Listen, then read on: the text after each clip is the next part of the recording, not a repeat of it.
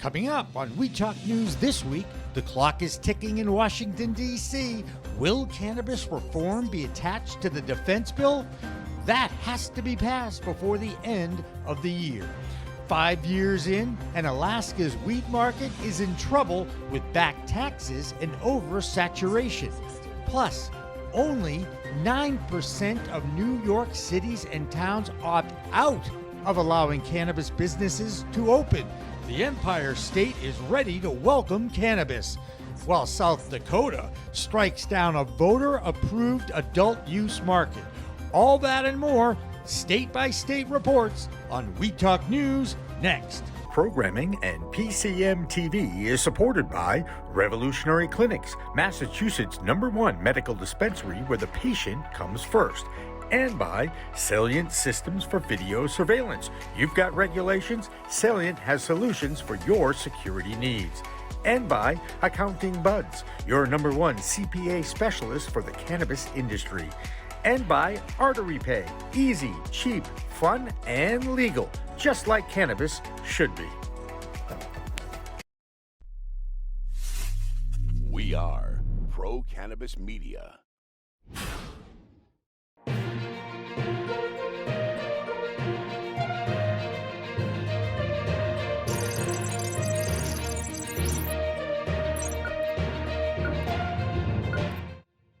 Hi, everyone. I'm Alaina Pinto for Weed Talk News and Pro Cannabis Media. It's officially the final month of 2021, and Congress has until the end of the year to pass its annual National Defense Authorization Bill. Now, some lawmakers want to attach cannabis banking legislation to that bill. Representative Ed Perlmutter says the move makes sense because drug cartels and foreign money laundering are directly linked to national security. And most recently, this week, more than a dozen financial and union groups are imploring that language be added to protect banks working with state legal cannabis businesses. If lawmakers heed the plea, it could help pave an easier path to federal legalization heading into the new year. Adult use cannabis is coming to New York State. Seemingly every corner of it too. When states pass legislation, municipalities have the ability to opt out of being home to any recreational shops. But out of 84 towns and 46 villages in the Empire State, only 9% say they don't want to partake in the adult use market. In California, that number is 68%. With one of the lowest opt-out percentages in history of legalization, it looks like New York is ready to welcome the weed world with open arms. With more on happening out on the East Coast, Claudia Post has our Pennsylvania report. Hi, everyone. I'm Claudia Post from Scarlet Express, a nationwide same-day cannabis delivery service. And I'm right here in the Keystone State, Pennsylvania, to bring you a report on what's hot and what's not. Dr. Mehmet Oz announced that he would run for the now vacant Republican seat, which Senator Toomey occupied for many, many years. The good news is that Dr. Oz, although he's not a politician, is pro-cannabis. That's great news for Pennsylvania. A survey from Franklin and Marshall College said that now there are over 60% of Pennsylvanians who are in favor of adult use legislation. That's the highest level of support we've ever gotten. And regulators in Pennsylvania are going to test all vaporized equipment. And I'm going to read exactly what they are looking for. Grower processor companies, which are licensed by the state, must submit samples of vape products containing anything that alters the dosage level, color, appearance, smell, taste, effect, or weight of the medical marijuana. And that's a little crazy to me. Anyway, that's it from Pennsylvania. Thank you so much. I'm Claudia Post from Scarlet Express, talking for We Talk News. Legendary California-based dispensary Harborside announced it's acquiring Southern California-based Urban Leaf, as well as cultivator, manufacturer, and distributor Loudpack. The combined operation, called State House Holdings, slated to be among the largest vertically integrated companies in the Golden State. With the latest on our Green Market Report, here's Debra Borchardt. This is the business update for Weed Talk News from the Green Market Report. Green Wednesday 2021 was a big one for the cannabis industry, while Black Friday kind of fizzled in comparison. Green Wednesday saw cannabis sales increase across the U.S., but on Black Friday, we didn't see the same kind of sales growth that we've seen in previous years, although some data showed that Black Friday had larger order values and even bigger discounts than Green Wednesday. Harborside had a big week. They announced they were buying Urban Leaf and Loudpack. Now, the newly combined company is going to be called State House Holdings. They said they expect to begin trading this new company on the Canadian Securities Exchange using the symbol STHZ. That deal is expected to close in the first half of 2022. Now, in addition to announcing this big transaction, Harborside also delivered some sobering news to investors. The company said it was withdrawing its previous revenue guidance for 2021 and that it would revisit the forecast after the deal closes. The newest cannabis SPAC, or that Special Purpose Acquisition Corp, Canna Global Acquisition Corp, priced their initial public offering of $200 million and began trading on the NASDAQ this week using the ticker symbol CNGLU. The SPAC said it has not selected a business combination target as of yet. And that has been your business update from the Green Market Report. I'm Debra Borchardt. Alaska's had a thriving legal market for the last 5 years, or so it seemed. Now, tax problems are plaguing businesses on the last frontier. According to the state's Department of Revenue this year, 56 companies owe more than $1 million in back taxes. 9 of those businesses have since closed. And while some say these are expected growing pains of the industry, some advocates in Alaska are looking into possible reform to help stabilize things. Another leader in the legal industry, California. Let's check in with Christopher Smith for our California report. Hey, thanks for the intro, guys. Here's the California Roundup for Weed Talk News. This week, I'm all about legends.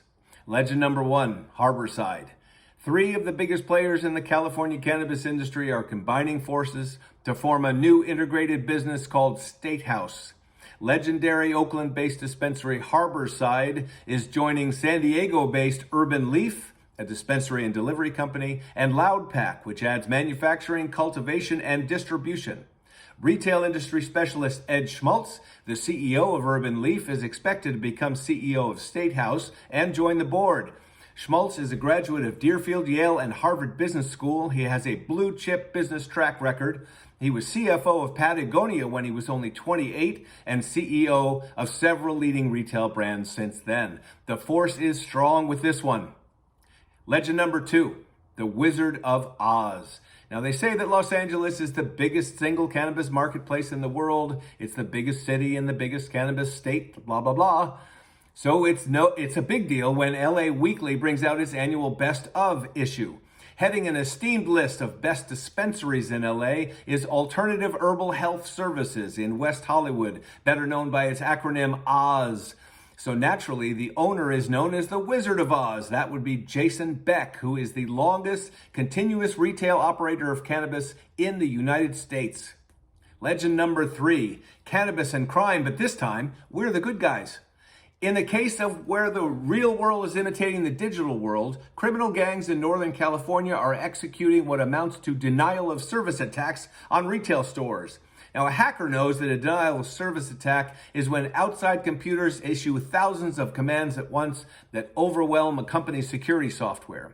In the real world, over the past few weeks, there have been multiple robberies by dozens of armed criminals at once who escape in up to 100 vehicles. Cannabis companies have been hit multiple times, and a bigger problem has emerged. A video of police watching a dispensary get knocked over and doing nothing to stop it. Police refusal to protect legitimate tax-paying businesses is discrimination, plain and simple. Cannabis businesses are demanding equal treatment by Johnny Law. In the meantime, they're arming up to protect their businesses, so we're hoping that real life doesn't start to imitate Call of Duty. And legend number 4, cannabis taxes are killing the legal industry. One of the reasons why California's illicit cannabis industry is twice as big as the legal side is high taxes. Cannabis taxes make legal product up to twice as expensive, and the choice is simple for twice as many customers. In an attempt to support the legal industry, the San Francisco Board of Supervisors voted unanimously to suspend the city cannabis taxes for all of next year. Sounds great, right? Well, the tax is only between 1% and 5%.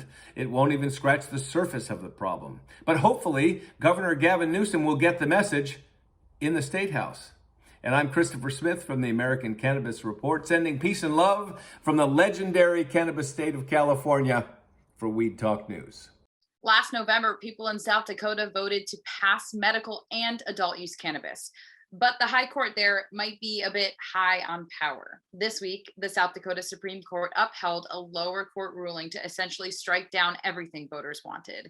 According to South Dakota state law, constitutional amendments can only address one issue at a time. And the amendment voters chose to pass addresses three: adult use cannabis, medical cannabis, and industrial hemp. So the court is saying it can't happen. Activists say they're already preparing a renewed legalization effort for next year's ballot, and with more on a newer market out in the Midwest. Here's Thomas Howard with our Illinois report. Hi, I'm Tom, a cannabis industry lawyer you can find on cannabisindustrylawyer.com, and here with 3 stories from Weed Talk News for Illinois for the week that is December 2nd, 2021. 14 lawsuits that are pending in Illinois Cook County Court calling for a complete redo of the state's cannabis license were ordered consolidated into a single super case, with one suit that challenges the entire scoring process as unconstitutional, especially the veterans points, was severed from the group and put into its own case docket, which is quite interesting because all the other ones are to see if they were unjustly left out from lotteries. And in another story, a third Curaleaf location in Illinois has voted to unionize. Curaleaf dispensary workers in Skokie voted overwhelmingly to join Local 881 of the United Food and Commercial Workers Union, and continuing to grow a trend of unionization in Illinois. Fun fact, Illinois required you to either have a labor peace agreement or a plan to deal with organized labor when you were doing your applications. And finally, Miami-based Air Wellness continues its quest to become a major cannabis industry player with a recent $55 million purchase of only 2 Chicago-based dispensary 33 locations. The city's only remaining independent cannabis operation, which is kind of hilarious considering that this family spent $1.75 million on lottery tickets and won 18 lotteries or 18 cannabis dispensaries in the recent Illinois dispensary lotteries. And that's all I got for this week. My name's Tom. Don't forget to check me out on Cannabis Legalization News on YouTube. Activists in Ohio say they'll have enough signatures by the end of this month to force the legislature to consider a legalization proposal early next year. If they can gather nearly 133,000 signatures, lawmakers will then have 4 months to adopt, reject, or amend legislation for adult use. If lawmakers don't make a decision in that time frame, activists will then need to double the amount of signatures gathered to put legalization before voters on the 2022 ballot. Let's travel a bit to the north, where Michigan NORML Director Rick Thompson has our Michigan report. Rick. This is the Michigan Report with Rick Thompson on Weed Talk News. Let's begin. Loom Cannabis processed about 170,000 cannabis plants in 2021, according to a news story on the Pioneer. That's just from 2 locations in Michigan, an indoor garden near Evart, which produced about 150,000 plants, and an outdoor grow near Tawas with 20,000 plants. That translated to approximately 40,000 pounds of dried usable cannabis. The outdoor garden's harvest is primarily used for oil production, which is utilized in making baked products and edibles, the spokesman said. Each adult use cannabis cultivation license allows the growing of 2,000 plants. Their most popular strains include Jenny Kush, Uncle Bruce, and Blueberry Crumble.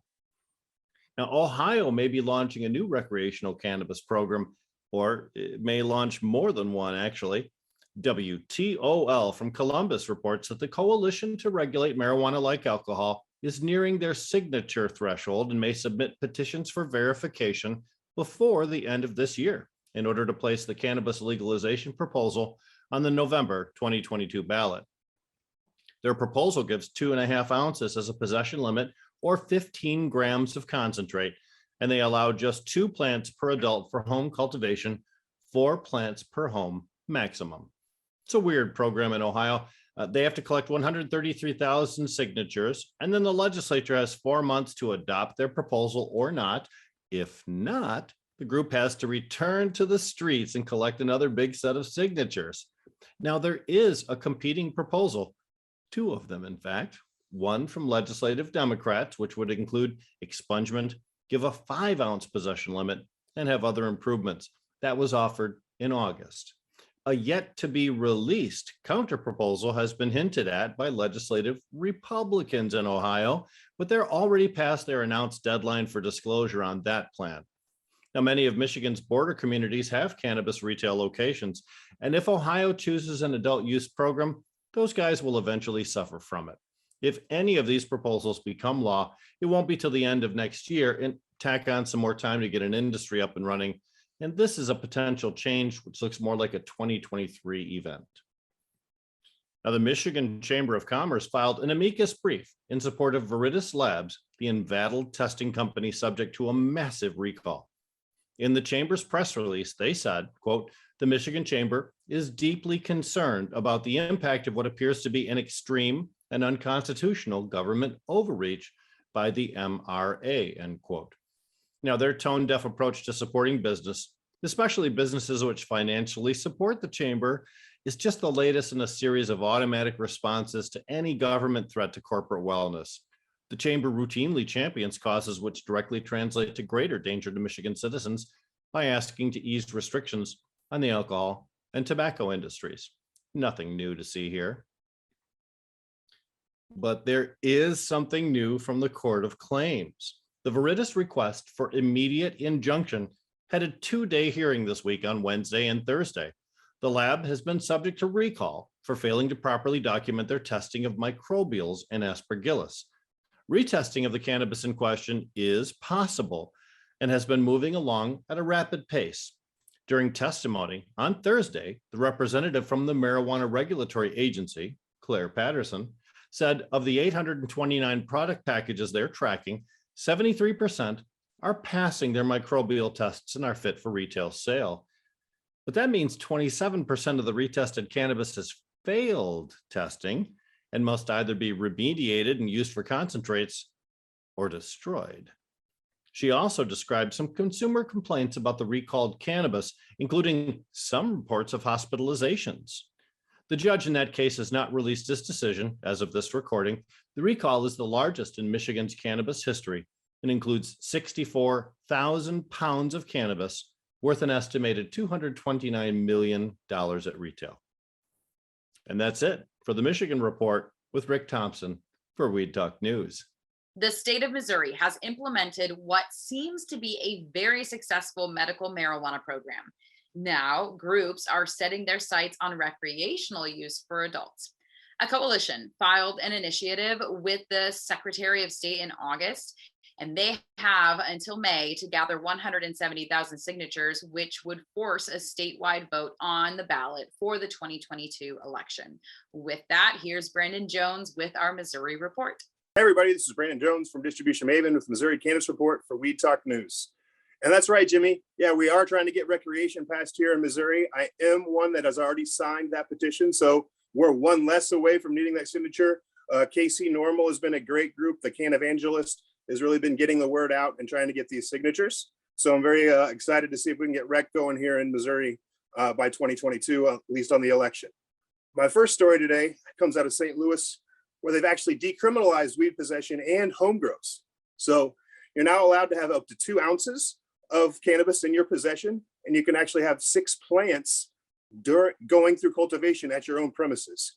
So this is a big change. And if you know the Missouri laws, you're allowed to have 6 plants in each phase if you actually get your license, but this allows you to have just 6 plants in any phase.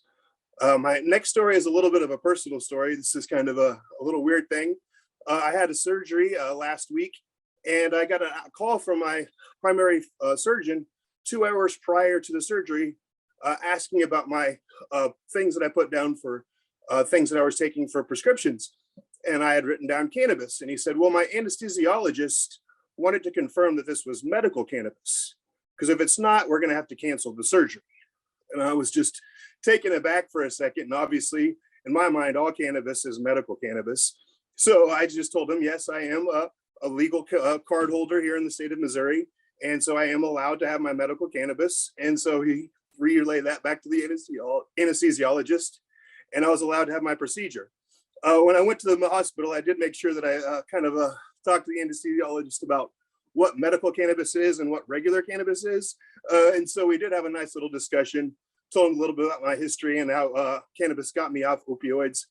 So, just a little personal note that, yeah, the stigma is still here and alive in Kansas City, but we're working on it. And like I said, trying to get recreation passed here in 2022. So I'm Brandon Jones from Distribution Maven with your Missouri Cannabis Report for Weed Talk News. Thanks a lot, everybody. Have a great day. The head of the National Institute on Drug Abuse is weighing in on the effects of cannabis. In a new interview, director Nora Volko said, quote, "There's no evidence to my knowledge that occasional marijuana use has harmful effects to adults." She went on to say she found it, quote, "surprising that some research indicates that cannabis consumers tend to have a lower body mass index." Volko put emphasis on the need for regulated studies on the effects of cannabis consumption. And for more on what's going on in the medical world of weed, Jessilyn Dolan's in Vermont with our Green Nurse Report. I'm Jessilyn Dolan from Nurse Grown Organics and Vermont Cannabis Nurses, and this is the Weed Talk News Vermont Report. The Vermont Medical Society, representing 2,400 physicians and physician assistants, is urging state officials to follow proposed legislation in Colorado and Washington banning the sale of cannabis with more than 15% THC, which would make Vermont the first in the country with such THC caps. They are asking for health warnings on all cannabis products. Vermont is now open for business for international corporate giants. Toronto-based Slang Worldwide acquired ownership of the Ceres Med dispensary in southern Vermont. You might remember Ceres as the Southern Vermont Wellness and Champlain Valley dispensaries. While Slang watched 5 board members and their CEO resign last week, they still were able to take out a $17.3 million loan to build out their Vermont operation. Last week, Vermont's Cannabis Control Board removed testing for total yeast and mold counts from its testing requirements and replaced it with species-specific testing instead. This can be seen as a huge win for the cannabis community because some organisms that test as mold are actually important for the plant. The Cannabis Control Board finally released a suite of proposed rules for the new industry, ranging from licensing requirements, compliance plans, to positive social and environmental impacts. They also came up with guides for business regulations, employee education, and product tracking and advertising. Some potential retailers see those marketing restraints as punitive. The Vermont Growers Association has partnered with Vermont Legal Aid to set up free online cannabis expungement clinics to help remove past convictions and provide a fresh start to Vermonters in the emerging industry. This could help many Vermonters who have nonviolent cannabis convictions. These are free, private, virtual consultations with local attorneys that specialize in expungement and restorative justice, with the first clinic held on December 4th. That's the Vermont Report for Weed Talk News. I'm Vermont's cannabis nurse, Jessilyn Dolan. A new poll from the University of Massachusetts Amherst and WCVB shows the majority of Massachusetts favors legal cannabis. 5 years into adult use legalization, the poll found 61% of people favored legal use, with 37% saying they had a very positive view of it. For more going on in the Bay State, here's Ron Marshalsea with our Massachusetts Report. I'm Ron Marshalsea with the Massachusetts Cannabis Report for Weed Talk News. On Monday, UMass Amherst and WCVB published a poll saying that 61% of Bay Staters had a favorable view of cannabis legalization. The Massachusetts Cannabis Commission announced earlier this month that the state had sold $2.3 billion worth of cannabis in the first 3 years since the first adult use dispensaries opened on November 20th, 2018. Commission Chairman Stephen Hoffman said that the poll shows that legalization is reducing the stigma historically associated with cannabis. This will only enable the Commission to continue making headway on efforts to ensure full participation in this industry by disproportionately harmed communities. The state's adult use cannabis sector employs more than 17,000 employees, while medical cannabis employs about 8,800. Legalization campaigns are usually accompanied by the simple idea of regulate marijuana like alcohol, yet this hasn't been the case, especially in Massachusetts. The plant is already taxed at 10.75%, while the beer tax is less than 1%, and now state legislators in Boston want further restrictions on weed. One active bill would limit flower and concentrates to no more than 10% THC, and another would increase the legal age for cannabis, but not alcohol, from 21 to 25. Peter Bernard, the executive director of the Massachusetts Grower Advocacy Council, is attempting to file his own bill in the state legislature that will make alcohol regulated the way marijuana is. Bernard added that his point isn't to get his bill passed, it's mainly to make the obvious visible to his state's legislators that cannabis isn't the substance that needs tighter restrictions. And finally, another cannabis retailer is suing the city it resides in, this time in Gloucester, Massachusetts. The owner of Happy Valley is suing the city of Gloucester over community impact fees that the company says are excessive and bad for business. The suit is asking the city to give back nearly $500,000 in fees. That's this week's Massachusetts Cannabis Report. For Weed Talk News, I'm Ron Marshalsea. And if you're in Massachusetts next week, namely Boston, Sensi Mag is hosting an event at the House of Blues. The pandemic obviously took a huge toll on the ability for cannabis lovers to gather together. So Sensi Mag is celebrating the start of a new year and sense of the world as we go into the holiday season. Absolutely. Yeah. So, I mean, in-person events, obviously, we've been starved of them for the past, 18 months or so. And we've been doing a lot of these kind of digital Zoom calls, but getting together in person, obviously just creates that sense of community that Sensi's all about. That's really at the core of our business, is building community. So that face, be at the House of Blues in Boston. The foundation room is the second floor there of the House of Blues. They have a really nice, elegant setting. A fireplace is going to be going. We'll have a DJ spinning vinyl records. We'll have a live painter there, so some entertainment, some food, and obviously some great people for some cannabis networking. It's going to be probably about 150 people in attendance is what we're expecting. So, not the smallest event we've done, but also not the biggest. Tickets for the event are available through Ticketmaster, and you can find more information on Sensi's website, sensimag.com. Leaders of Germany's incoming governing parties announced they have a formal agreement to legalize marijuana in the country. They will also focus on promoting broader drug policy harm reduction measures when they take power. And the government of Malawi has asked the former world heavyweight champ Mike Tyson to become the official ambassador for the country's cannabis industry, proving it really is a whole new world of weed out there. As always, remember to use it responsibly. For now, I'm Alaina Pinto for Weed Talk News and Pro Cannabis Media. See you next time.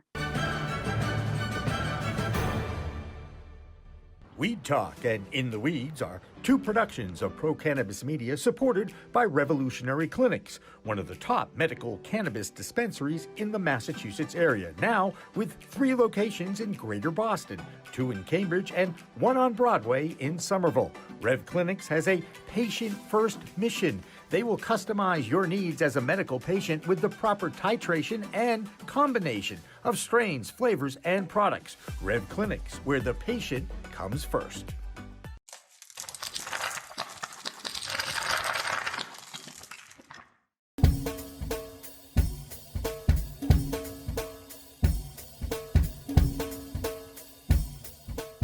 Difference is building a solution for that individual. Not just a custom, here's a box, here's a video, here's how you make your VMS. We custom design and custom build every situation for exactly what the customer needs. And we keep the cost low. We have multiple tiers, as far as what you're looking at on the cost side of things. If you want a one-time, where you just pay one initial cost, we have that. If you want to maintain your system and have the highest protection and highest capabilities and highest upgrades at all times, we have different plans for you. But we scale it so it's scalable and affordable 100%.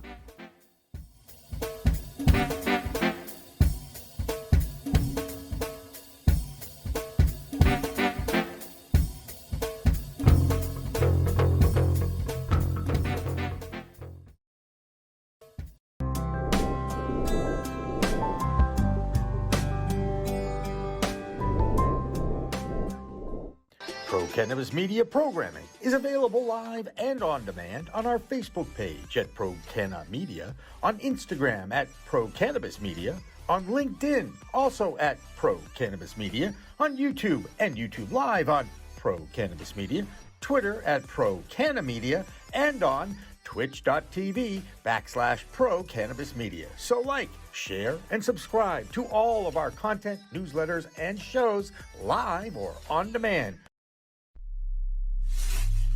We are Pro Cannabis Media.